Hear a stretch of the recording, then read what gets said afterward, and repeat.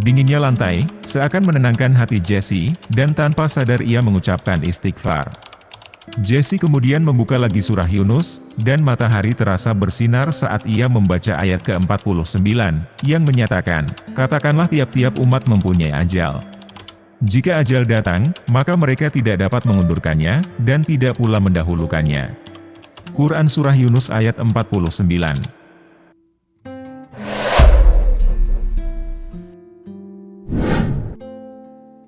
Assalamualaikum warahmatullahi wabarakatuh. Sahabat kalbu yang Allah cintai. Kisah kali ini menceritakan, satu keluarga menjadi mualaf, karena mendapat bisikan misterius saat anaknya sakit. Sahabat kalbu yang beriman. Demi menjaga privasi dari tokoh yang memiliki cerita, kami akan samarkan nama beliau. Kita sebagai pendengar cukup mengambil hikmah, perjuangan, dan keindahan hidayah Allah dari kisah ini. Kita masuk ke kisahnya. Kisah haru dari keluarga yang mendapat petunjuk Islam ini, dimulai dari seorang perempuan Katolik bernama Jessie, yang jatuh cinta dengan seorang pria Muslim bernama Hamdan. Hamdan pernah melamar Jessie, tetapi perempuan itu menolak, karena ia tidak mau meninggalkan agamanya hanya karena cinta. Kepercayaan Jessie membuat Hamdan ragu dengan keyakinannya. Untuk bisa menikahi Jessie, Hamdan pun masuk agama Katolik, dan mereka mengikat janji suci di suatu gereja, di Magelang, pada 17 Oktober 1982. Usah menikah, Jessie dan Hamdan pindah ke Bandung, dan memiliki 3 anak yaitu Andi, Sinta, dan Rian. Mereka hidup bahagia dan sejahtera, hingga mampu menyumbang sebagian penghasilan mereka untuk gereja. Bahkan, Jessie dan Hamdan juga mendirikan gereja di dekat rumah mereka. Namun, kebahagiaan mereka terusik ketika Rian, anak bungsu mereka, sakit keras. Rian demam tinggi yang tak kunjung turun. Jessie dan Hamdan memutuskan untuk membawa Rian ke ICU. Di sana, Rian mulai berbicara hal-hal yang aneh. Papa jangan sedih. Pah, hidup ini cuma seujung kuku, sementara di sana tak terbatas," kata Rian. Hamdan bingung mendengar perkataan Rian, yang terdengar seperti orang dewasa yang memberi nasihat. Hingga sore hari, Rian masih di ICU dan bilang bahwa dia mau pulang.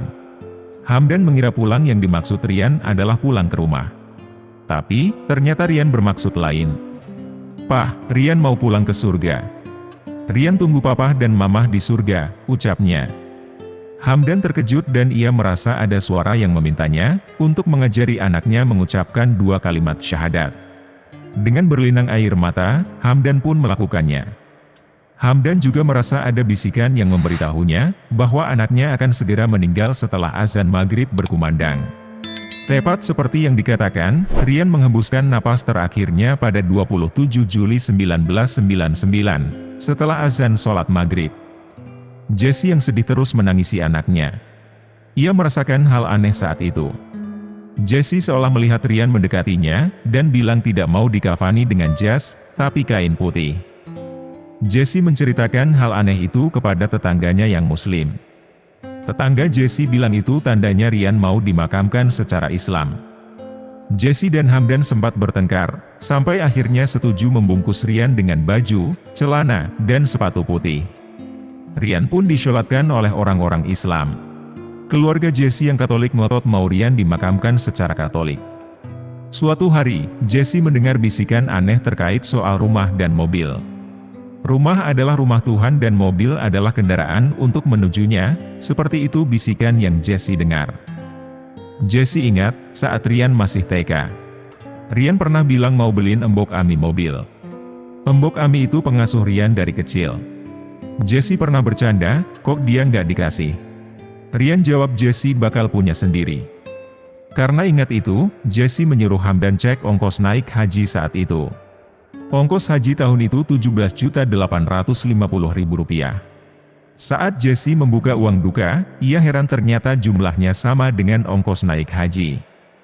Jessie memberangkatkan Embok Ami naik haji dengan uang duka Rian. Embok Ami mengaku bertemu Rian di Makkah. Anak itu berpesan, agar kepergiannya diikhlaskan, jika sang ibu rindu cukup berdoa saja. Hal ini malah bikin Jessie stres, dan harus ke psikolog selama 6 bulan.